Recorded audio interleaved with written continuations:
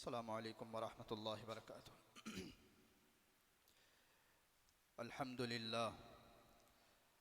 अल्हम्दुलिल्लाह नहमदुहु व नस्तईनुहु व नस्तगफिरुहु व नुअमिनु बिही व नतवक्कलु अलैहि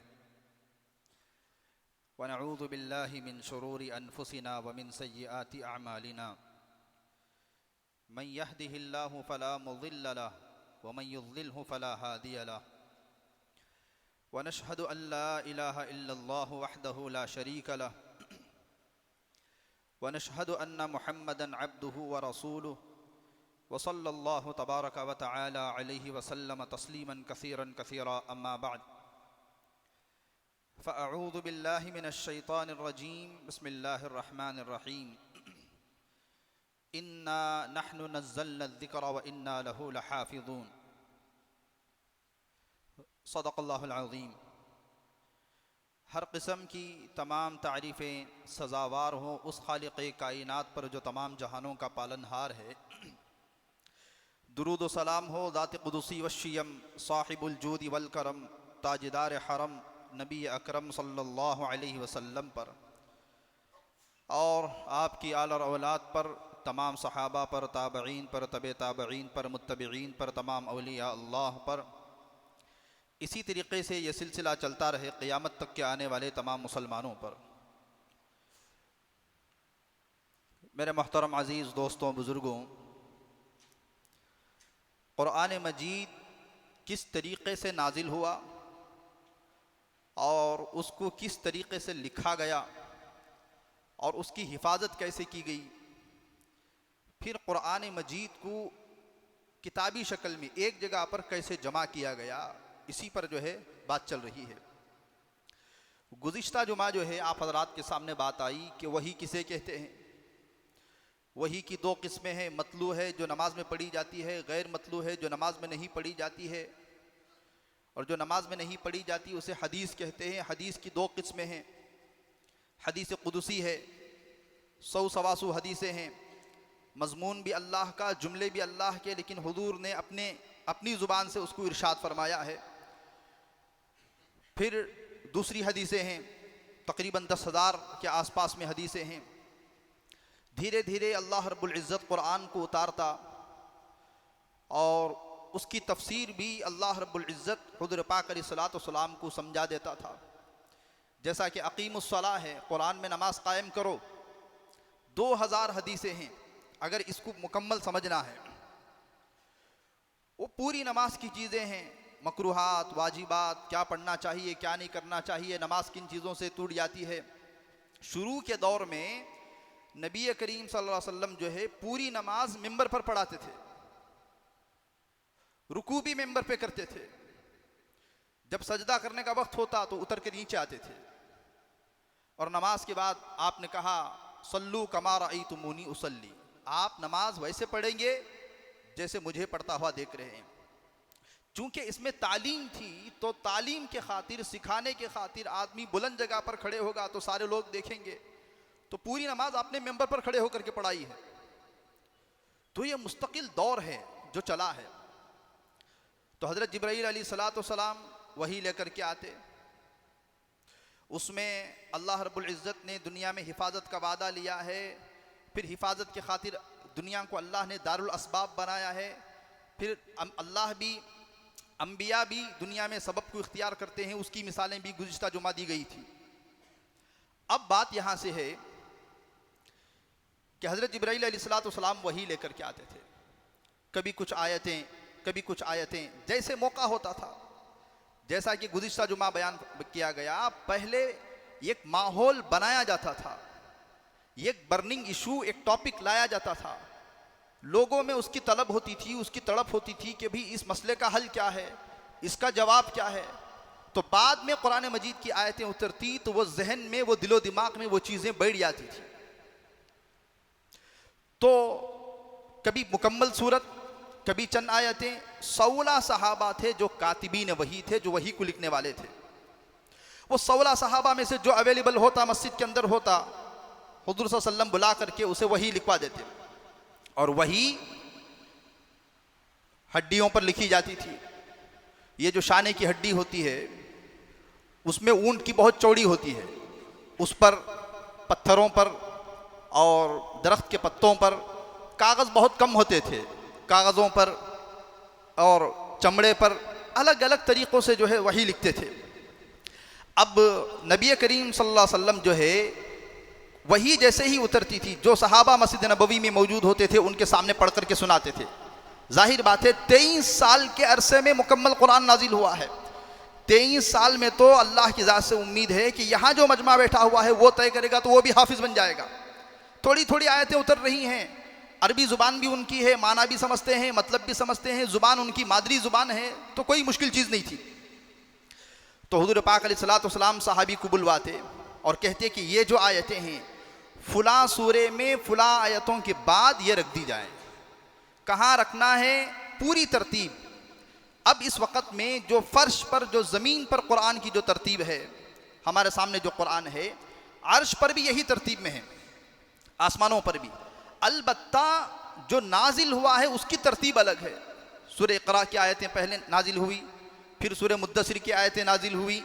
नुज़ूल में तरतीब अलग है, लेकिन जो फ़र्शी तरतीब है, जो अर्श की तरतीब है, वो दोनों एक ही तरतीब हैं।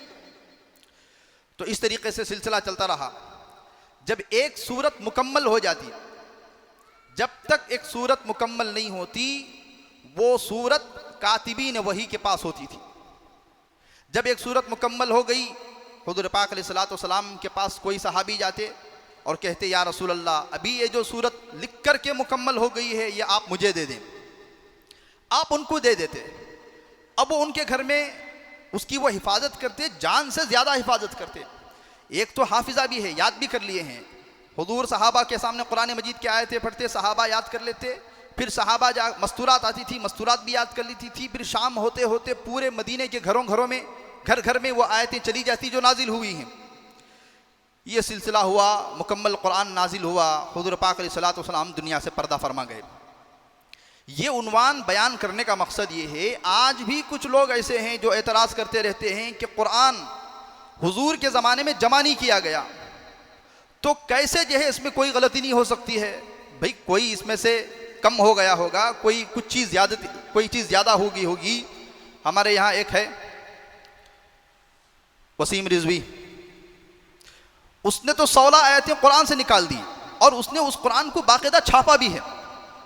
बाज़ कुरान को बाज़ लोगों ने छापा है, उसमें से कुल निकाल दिया है, कुल या अय्युहल काफिरून, कुल हुवल्लाहु अहद में कुल निकाल दिया है। अऊज़ु बिरब्बिल फलक, अऊज़ु बिरब्बिन नास यहाँ से है। बाज़ों ने कुरान छापे हैं, उसमें सूरह तौबा की आखिरी की 2 आयतें नहीं हैं। बाज़ों ने कुरान इस तरीके से छाप करके रखे हैं कि उसमें सूरह अहज़ाब की 2 आयतें नहीं हैं। जिसको जो समझ में आया उन्होंने निकाल लिया और जिसको जो समझ में आया जैसे किया है। लेकिन उम्मत समझती है, अल्लाह ने इस कुरान की हिफाजत की जिम्मेदारी रखी है। आज उन कुरानों को खरीदने वाला कोई नहीं है, बस बुक स्टॉल में पड़ी हुई हैं। एडिशन छपा तो पहला एडिशन भी नहीं बिका है, लेकिन छापा तो ज़रूर है, एतराज़ तो ज़रूर किया है। हुज़ूर पाक अलैहिस्सलातु वस्सलाम जब दुनिया से पर्दा फरमा गए, अबू बकर सिद्दीक़ रज़ियल्लाहु अन्हु ने खिलाफत संभाली। जैसे ही आप खलीफा बने हैं, सबसे पहले मुसैलमा कज़्ज़ाब जिसने नबूवत का दावा किया था उसके साथ जंग हुई। वो हुजूर की मौजूदगी में सल्लल्लाहु अलैहि वसल्लम नबूवत का दावा कर दिया था। मुसैलमा कज़्ज़ाब, ख़त भी लिखा था उसने। हुज़ूर पाक अलैहिस्सलातु वस्सलाम ने ज़्यादा तवज्जो नहीं दी, लेकिन आपके बाद वो और ज़्यादा 1 लाख लोगों को उसने जमा कर लिया था। 1 लाख लोग मुर्तद हो गए थे, उसको नबी मान लिए थे मुसैलमा कज़्ज़ाब को। तो अबू बकर सिद्दीक़ रज़ियल्लाहु अन्हु ने फरमाया नहीं, जंग तो इससे ज़रूर होगी।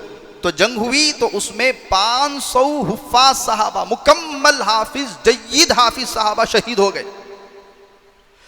और वो ज़माने में कैसे हाफिज़ होते थे? आज हाफिज़ है, फिर आगे पढ़ेगा तो मौलवी बनेगा चाहरुम तक, फिर हफ्तुम तक पढ़ेगा तो आलिम बनेगा, फिर मुफ्ती बनेगा, फिर फाजिल बनेगा, फिर जो है मुफस्सिर बनेगा, मुहद्दिस बनेगा, फ़क़ीह बनेगा, वगैरह वगैरह, काजी बनेगा।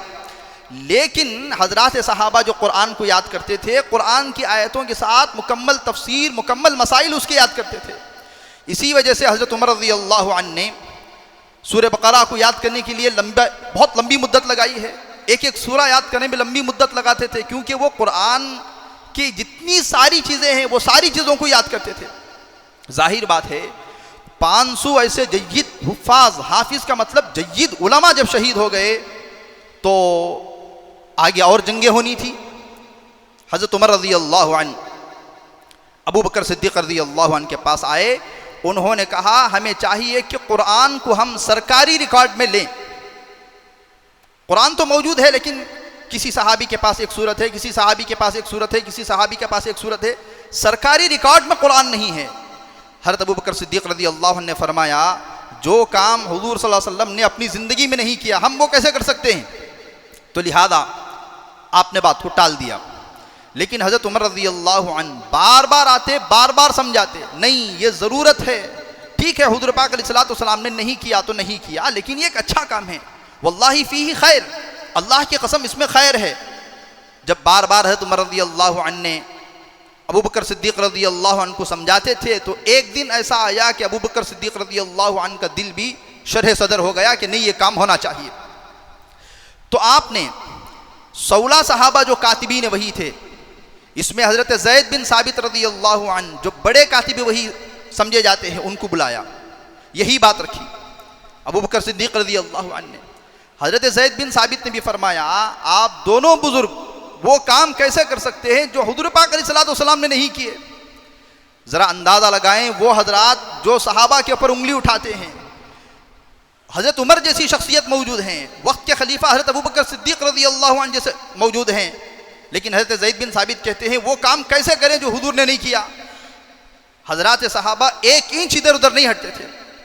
इसी वजह से हज़रत उमर रज़ी अल्लाह अन्हु जब खलीफा बने हैं, एक सहाबी मस्जिद के अंदर खड़े हुए, मस्जिद नबवी के अंदर से, आराबी थे, खेड़े वाले थे, उन्होंने फरमाया इन कान फी का इअ्बिजाजन लक़व्वमनाहु बिसुयूफिना, अगर हमने आप खलीफा बने हैं, आप उमर हैं, आप बहादुर हैं, सब कुछ ठीक है, लेकिन आपके अंदर हमने कोई टेढ़ी चीज़ देखी तो आपको सीधा करने के लिए हमारे पास तलवार मौजूद है। हज़रत उमर रज़ी अल्लाह अन्हु ने फरमाया अल्लाह का शुक्र है कि आज भी ऐसे लोग मौजूद हैं जो उमर के सामने खड़े होकर के बोल सके। सहाबा एक ही इधर उधर नहीं हटते थे। तो चंद दिन गुजरे तो हज़रत ज़ैद बिन साबित रज़ी अल्लाह अन्हु को भी शरह सदर हुआ कि नहीं कुरान को सरकारी रिकॉर्ड में लेना चाहिए। चुनाचे मदीने में ऐलान लगाया गया कि जिसके पास ओरिजिनल तहरीर है कुरान की लिखी हुई वो लेकर के आए, साथ में एक गवाह भी लेकर के आए। सहाबा तहरीर उठाते, जाहिर बात है दिलो जान से ज़्यादा महफूज रखे थे। हुज़ूर पाक अलैहिस्सलातु वस्सलाम की तरफ से वो तोहफ़ा उनको मिला था, वो गिफ्ट उनको मिला था। हुज़ूर पाक अलैहिस्सलातु वस्सलाम कुरान को तक़सीम किया, दूसरी चीज़ें भी तबर्रुकात आप तक़सीम फरमाते थे। जब भी आप सर के बाल निकलवाते थे, हज़रत अबू तलहा रज़ी अल्लाह अन्हु को दाहिनी तरफ के बाल देते और हज़रत उम्मे सलमा रज़ी अल्लाह अन्हा को आप बाईं तरफ के बाल देते थे। इस तरीके से आप तबर्रुकात तक़सीम करते थे। सहाबा ने उनकी जान से ज़्यादा हिफाजत की है और आज भी कर रहे हैं उन चीज़ों की। तो बहरहाल कुरान की आयतें आना शुरू हुई, ओरिजिनल हड्डियों में, चमड़े की छाल में, पत्तों में वगैरह, एक ढेर जमा हो गया। हुफ्फाज की जमात को बुलाया गया, हाफिज़ों को बुलाया गया। तो हज़रत ज़ैद बिन साबित रज़ी अल्लाह अन्हु वो तहरीरें उठाते और हाफिज़ को कहते भी सूरह बकरा पढ़, वो सूरह बकरा पढ़ता। इस तरीके से 2-2, 3-3 हाफिज़ों को बुला करके वो तहरीरें दुरुस्त हैं उसको देखी गई। एक तो याद भी है, बस तहरीर में जो है वो दुरुस्त है या नहीं है उसको देखा गया। तो देखा गया कि सूरह अहज़ाब की 2 आयतें नहीं हैं। मिनल मुअमिनीन रिजालुन सदक़ू मा आहदुल्लाह अलैहि फ़मिनहुम मन क़ज़ा नहबहु व मिनहुम मन यंतज़िरु व मा बद्दलू तब्दीला लियज्ज़ियल्लाहु स्सादिक़ीन बिसिद्क़िहिम, वो 2 आयतें नहीं हैं। तो आपने फरमाया मुकम्मल कुरान तो आ गया है लेकिन 2 आयतें सूरह अहज़ाब की वो नज़र नहीं आ रही हैं। तो एक सहाबी ने फरमाया वो 2 आयतें ओरिजिनल मेरे पास हैं लेकिन गवाह नहीं हैं। तो हज़रत ज़ैद बिन साबित ने फरमाया उसको लेकर आओ। वो सहाबी लेकर के आए और हज़रत ज़ैद बिन साबित ने देखा तो हज़रत ज़ैद बिन साबित ने कहा ये तो मेरी रेटिंग है, ये मेरी तहरीर है। तो दूसरा गवाह हज़रत ज़ैद बिन साबित हो गए। तो चुनांचे इस तरीके से कुरान को जमा किया गया और एक थैले में भर करके मुकम्मल जब कुरान जमा हो गया तो उसको उम्मुल मोमिनीन हज़रत आयशा रज़ी अल्लाह अन्हा के घर में रख दिया गया। क्यों? हज़रत अबू बकर सिद्दीक़ रज़ी अल्लाह अन्हु की बेटी साहिबजादी हैं। जब चाहे अमीरुल मोमिनीन जा सकते हैं, कुरान के औराक देख सकते हैं, अगर कुछ ज़रूरत पड़ी तो उसमें दूसरों को अगर लिखाना है, कॉपी करना है, कुछ भी कर सकते हैं, बेटी का घर है। उसके बाद हज़रत उमर रज़ी अल्लाह अन्हु का दौर आया। हज़रत उमर रज़ी अल्लाह अन्हु का दौर आया तो वो तहरीरें जो थैले में भरी हुई थी हज़रत हफ्सा रज़ी अल्लाह अन्हा के घर में रख दी गई। वजह ये है, हज़रत हफ्सा उम्मुल मोमिनीन भी हैं, हज़रत उमर की साहिबजादी भी हैं, बेटी भी हैं। अगर ये हज़रत आयशा रज़ी अल्लाह अन्हा के पास होता, अगर कभी देखने की ज़रूरत पेश आती तो हज़रत उमर रज़ी अल्लाह अन्हु तो नामहरम है। माएँ उम्महातुल मोमिनीन, ये दो एतबार से हैं, बकी एतबार से माँ नहीं है, दो एतबार से माँ है। एक एतबार से माँ क्या है, ये मेरी बात नहीं है, ये उलमा ने लिखी है।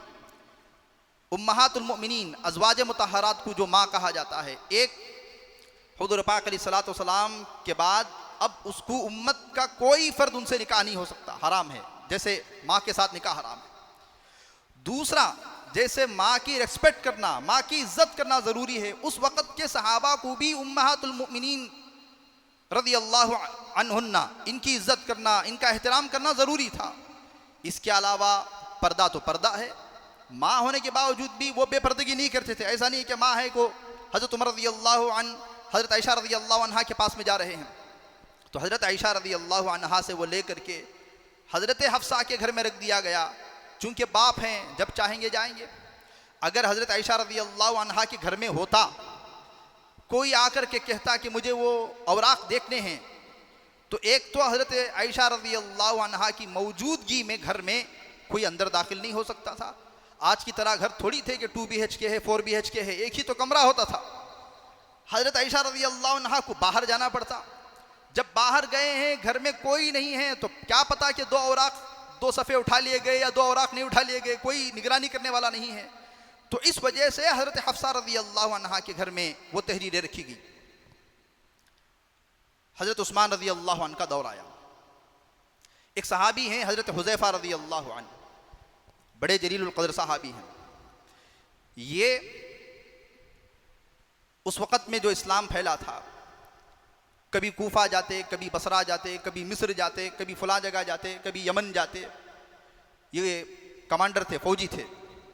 तो इन्होंने एक चीज़ नोट की, एक चीज़ को गौर किया कि फ़ौजी जो कुरान पढ़ते हैं तो कुरान के पढ़ने में इख्तिलाफ है। इख्तिलाफ का मतलब किसी के पास कुरान है नुज़ूल के एतबार से, नुज़ूल के एतबार से का मतलब पहले इक़रा बिस्मि रब्बिकल्लज़ी आयतें लिखी हुई हैं, फिर सूरह मुद्दसिर की आयतें लिखी हुई हैं, फिर फुला, जो जैसे तरतीब से नाजिल हुआ वो कुरान है।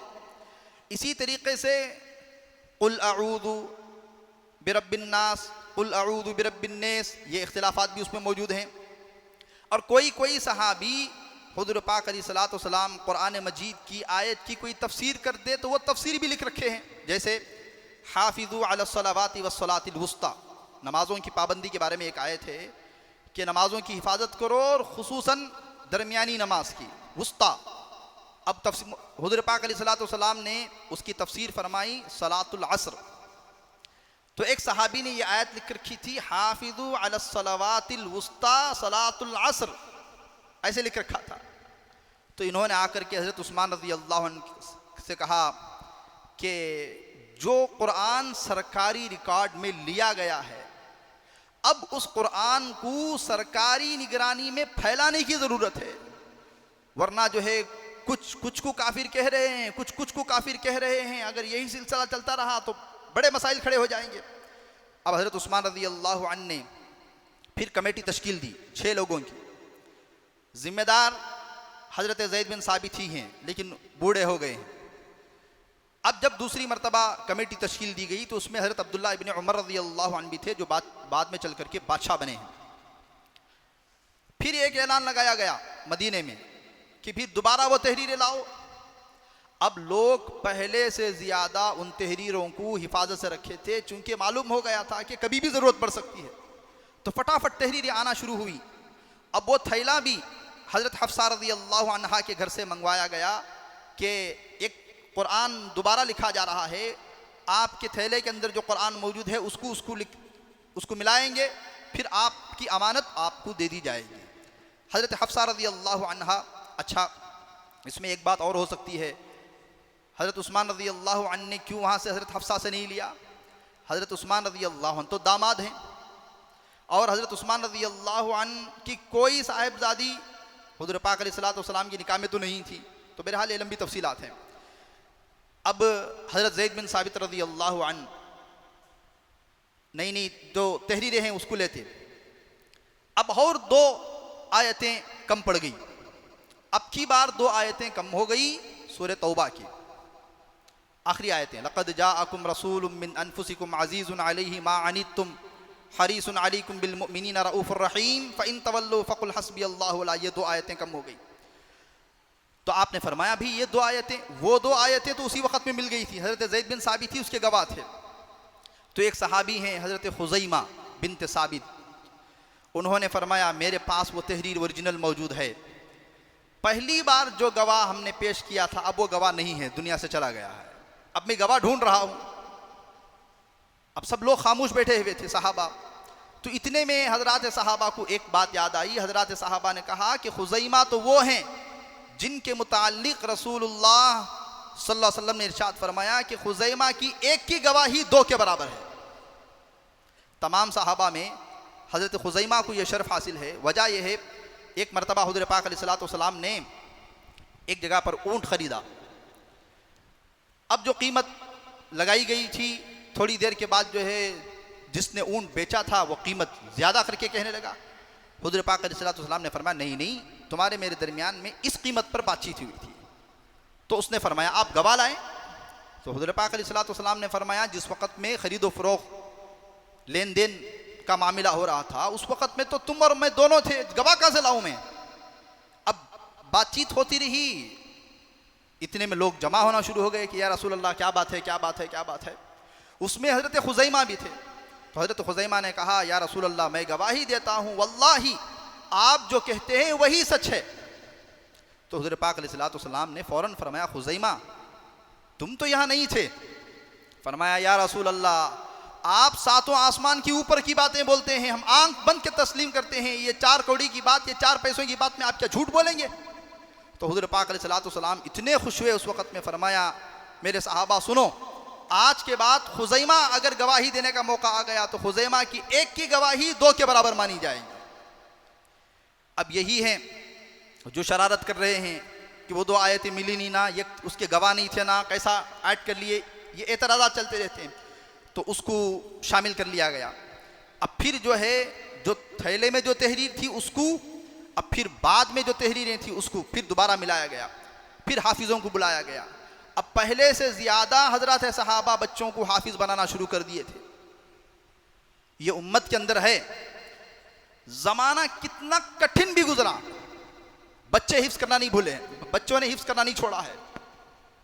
ये जो बखारा, समरकंद, ताशकंद, ये जो इलाका है, इन इलाक़ों में एक वक्त ऐसा आया कि कम्युनिस्ट की हुकूमत आ गई।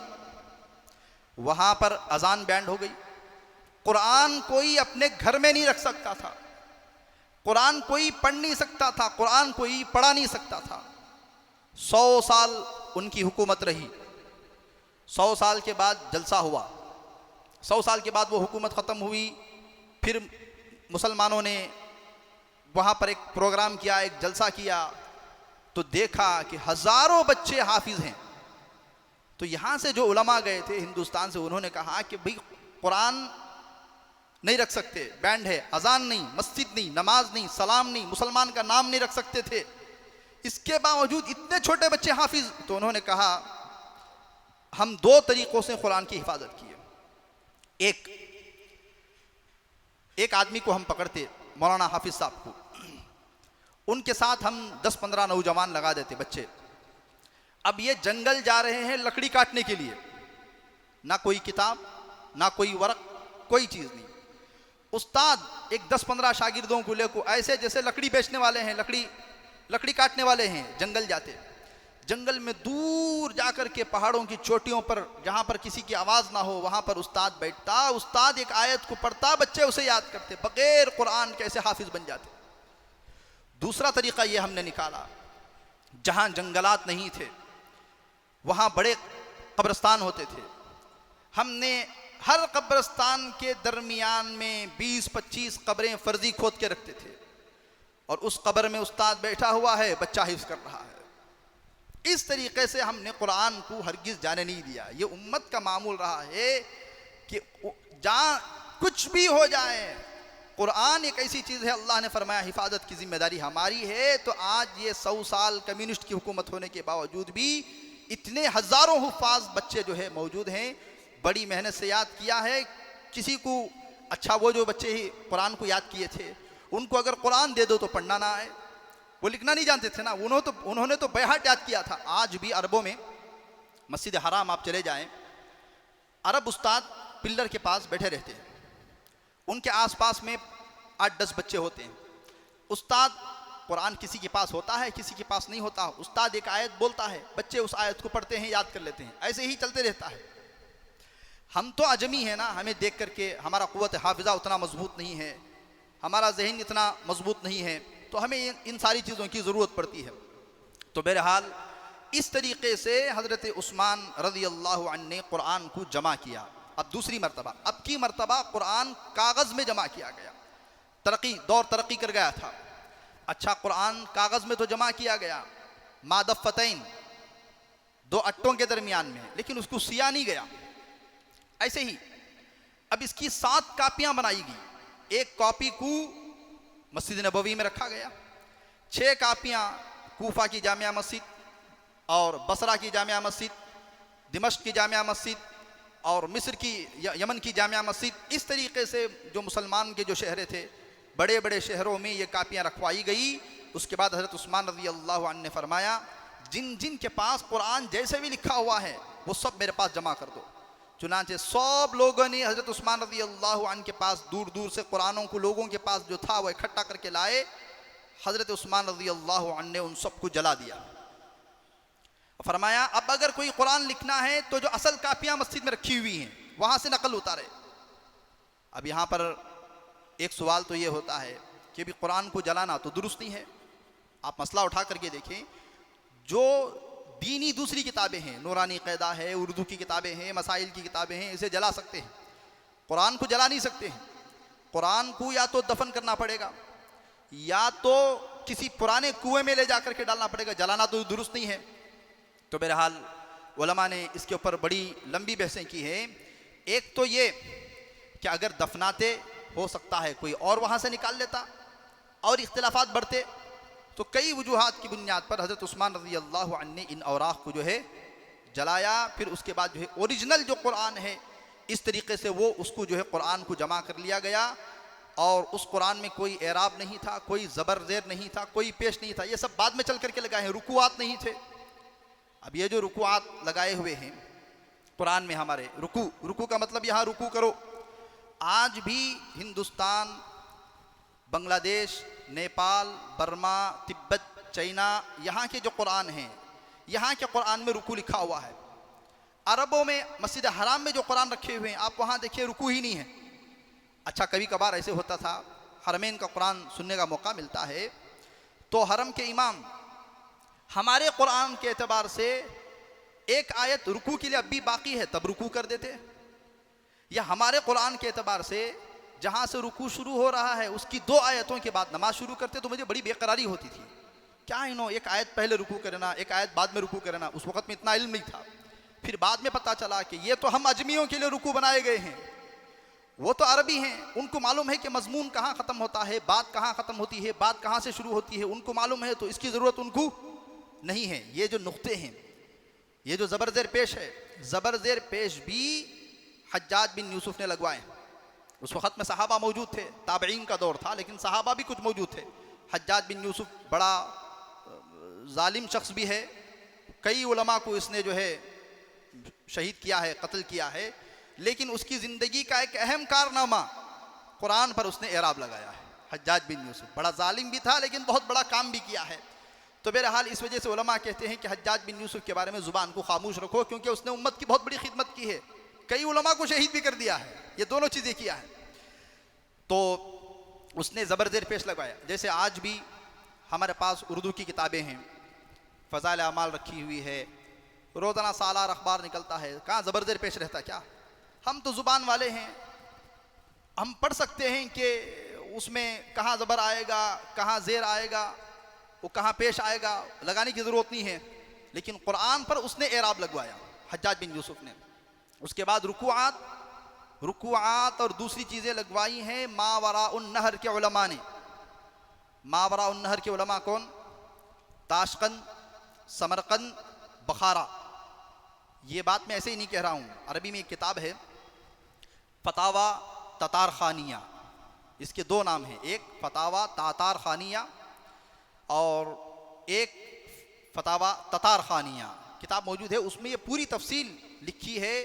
एक आलिम गुजरे हैं दिल्ली के, उनका नाम ही आलिम है, नाम ही आलिम है, मौलाना आलिम इंदरपति उनका नाम था। उन्होंने फतावा तातार खानिया को जमा किया है। तातार खान उनका दोस्त था।